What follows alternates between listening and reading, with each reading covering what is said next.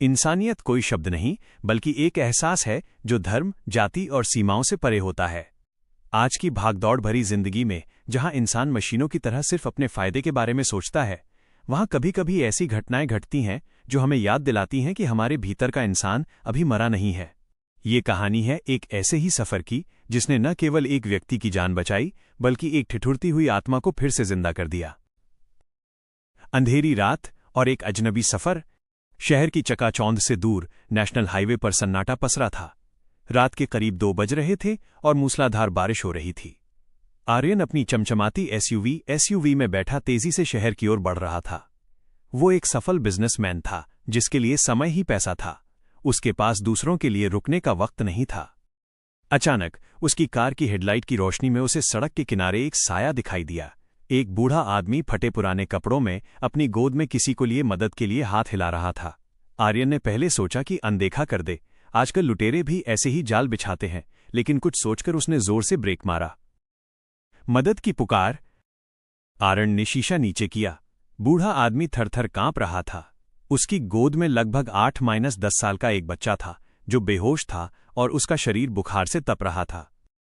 साहब, मेरे पोते को बचा लीजिए, इसे बहुत तेज दौरा पड़ा है। पास के गांव में कोई डॉक्टर नहीं है। अस्पताल यहां से 20 किलोमीटर दूर है, बूढ़े ने गिड़गिड़ाते हुए कहा। आर्यन हिचकिचाया। उसकी गाड़ी की महंगी लेदर सीटें खराब हो सकती थीं, लेकिन जब उसने उस बच्चे के पीले पड़ते चेहरे को देखा तो उसके अंदर कहीं कुछ जागा। उसने दरवाजा खोला और कहा, जल्दी बैठो। सफर और सन्नाटा। गाड़ी अस्पताल की ओर दौड़ रही थी।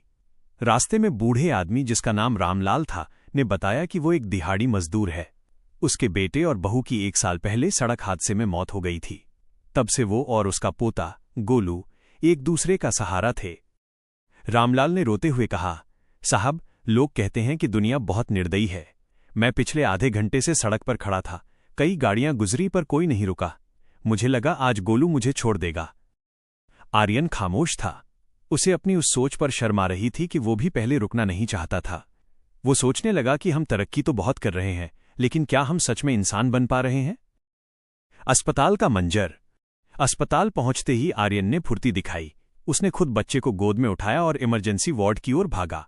डॉक्टरों ने तुरंत इलाज शुरू किया। करीब 2 घंटे बाद डॉक्टर बाहर आए और बोले, समय पर ले आए, वरना इन्फेक्शन दिमाग तक पहुंच जाता। अब ये खतरे से बाहर है।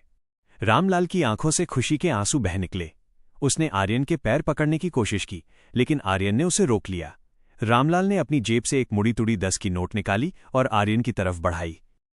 साहब, मेरे पास बस यही है। आपने जो किया उसका मोल तो नहीं दे सकता, पर यह मेरी तरफ से दुआ समझकर रख लीजिए।